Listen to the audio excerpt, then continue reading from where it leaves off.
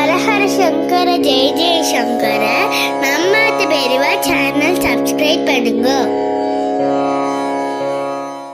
மங்கள ரூபிணி மதியேனி சூலினி சங்கடம் நீக்கிட சடுதியில் வந்திடும் சங்கரி.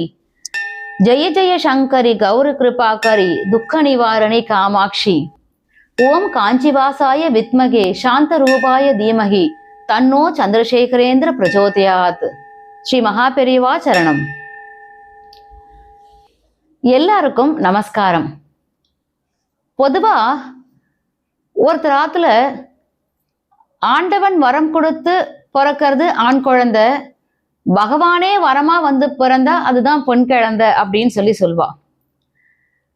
பெண் குழந்தைகள் காமாட்சி ஸ்வரூபம், மகாலட்சுமியோட அம்சம் அப்படின்னு எல்லாருமே கொண்டாடுவோம். அந்த மாதிரி பகவான் புத்திர பேரு கிடைக்கிறதுன்றதே பகவானோட அனுகிரகத்தினாலதான். அந்த மாதிரி குழந்தை பாக்கியம் கிடைச்சு குழந்தை பிறந்து பகவானோட திருவாக்கினாலேயே அந்த குழந்தைக்கு நாமகரணம் பண்றோம் அப்படின்னா அதெல்லாம் எப்பேற்பட்ட பாக்கியம். யாருக்கு அந்த மாதிரிலாம் அனுகிரகம் கிடைக்கும் அப்படின்னா, ஆத்ம சுத்தியோட நிர்மலமான பக்தியை மட்டும் வச்சுண்டு எந்த கள்ளம் கடவும் இல்லாம இருக்கிறவாளுக்கு பகவானோட அனுகிரகம் இந்த மாதிரி கிடைக்கும். தன்னோட பக்தர்களுக்கு பெரியவா இப்படிதான் அனுகிரகம் பண்ணுவா. இந்த மாதிரி அவ சித்த சுத்தியோட இருக்கும்போது பெரியவா இப்படிதான் அனுகிரகம் பண்ணுவா. அந்த மாதிரி ஒருத்தருக்கு அனுகிரகம் பண்ண லீலையை தான் இன்னைக்கு நம்ம பார்க்க போறோம். அப்போ யாருக்கு குழந்தை பிறந்தது, பெரியவா என்ன நாமகரணம் பண்ணினா பார்க்கலாமா? வாங்க வீடியோக்குள்ள போலாம். சென்னையில மகா பெரியவா மேல ரொம்ப பக்தி இருக்கிற ஒரு அத்தியந்த பக்தா ஒரு குடும்பம். அவளுக்கு ஒரு பொண்ணு.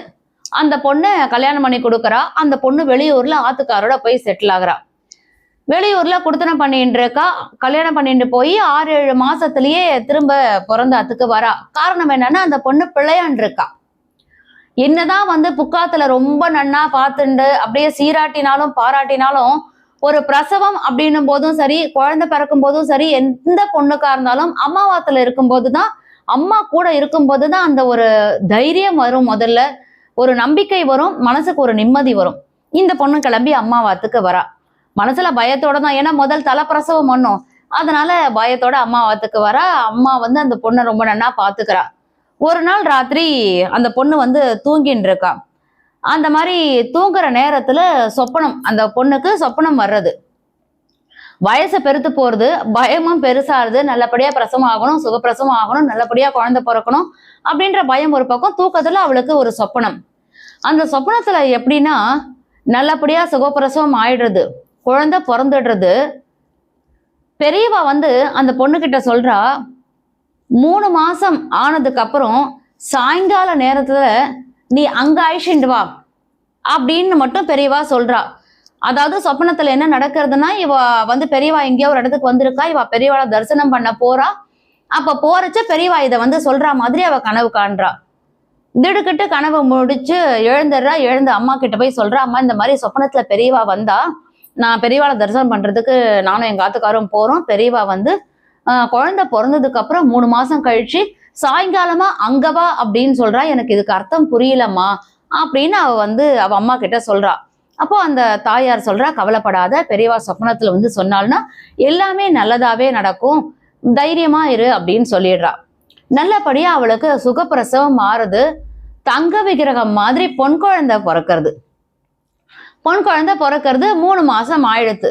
இந்த சொப்பனத்தை ஞாபகம் வச்சுட்டு இருக்கா. ஆத்துக்கார்கிட்டயே சொல்லிட்டா, இங்க பாருங்கன்னா இந்த மாதிரி எல்லாம் கனவுல நடந்தது அப்படின்றது ஆத்துக்கார்ட்டையும் சொல்லிடுறா.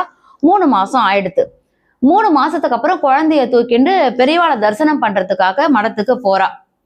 அன்னைக்கு இவ காலத்துல 6 மணிக்கே போயிடுறா. நான் சொன்ன சொப்பனத்தை நன்னா ஞாபகத்துல வச்சுக்கோங்க. பெரியவா எப்ப வர சொன்னா, சாயங்காலம். அதை மட்டும் ஞாபகத்துல வச்சுக்கோங்க.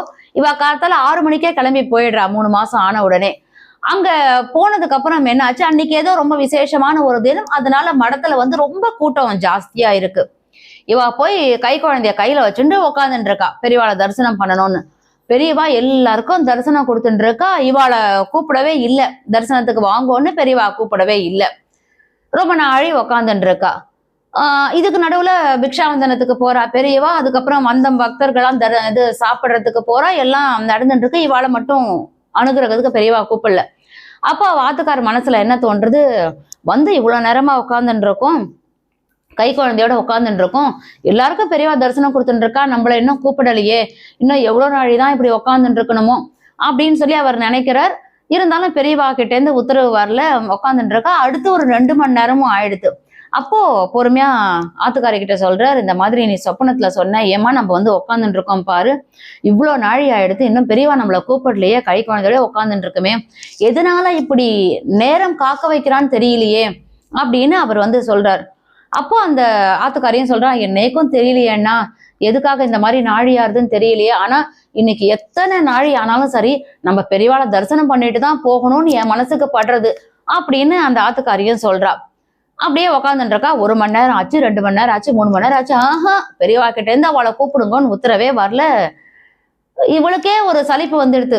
இன்னும் எவ்வளவு நாள் இப்படி உக்காந்துட்டு இருக்கிறது அப்படின்னு மனசுல ஒரு சலிப்பு வர்ற நேரத்துக்கு டக்குன்னு அங்க ஒரு சிஷ்யா என்ன பண்றா, வந்து பெரியவா அவங்கள கூப்பிடுறா அப்படின்னு அனுகிரகத்துக்கு சொல்றா.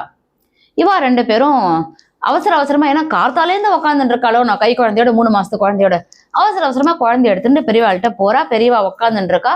தன்னோட பெண் குழந்தைய பெரியவாளோட பாதங்கள்ல அப்படி கொண்டு விடுறா.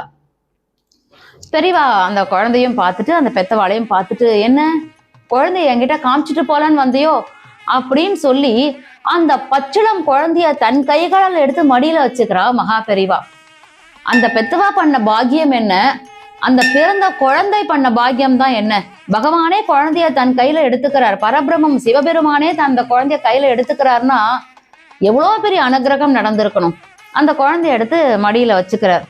மடியில வச்சுட்டு, சுகப்பிரசவம் ஆயிடுத்து, பொன் குழந்தை பிறந்திருக்கு, குழந்தைக்கு நாமகரணம் பண்ணிட்டியா அப்படின்னு கேட்குறா பெரியவா. அப்ப இவா சொல்றா, இல்ல பெரியவா, நீங்க சொப்பனத்துல வந்து சொன்னேன் இந்த மாதிரி குழந்தைய அழிச்சுட்டு வா, 3 மாசம் கழிச்சு அழிச்சுட்டு வான்னு, உங்ககிட்ட தரிசனத்துக்கு வந்தப்புறம்தான் நாமகரணம் பண்ணணும், நாங்க குழந்தைக்கு பேர் வைக்கல அப்படின்னு சொல்லி இவா சொல்றா. அப்ப பெரியவா என்ன பண்றா, பக்கத்துல இருக்க பண்டிதாட்டெல்லாம், இன்னைக்கு நாள் நன்னா இருக்கானோ, இப்ப நேரம் நன்னா இருக்கோ அப்படின்னு கேட்குறா. அப்போ அந்த பண்டிதாலாம் சொல்றா, பார்த்துட்டு, இவ்வளோ நேரம் இன்னைக்கு நாள்ல இவ்வளவு நேரம் யோகம் நன்னாவே இல்லை பெரியவா, மரண யோகம் நன்னாவே இல்லை. இப்ப சித்த ஒரு 1/2 மணி முன்னாடி தான் நல்ல யோகம் பிறந்திருக்கு, நல்ல நேரமும் பிறந்திருக்கு அப்படின்னு அந்த பண்டிதா சொல்றா.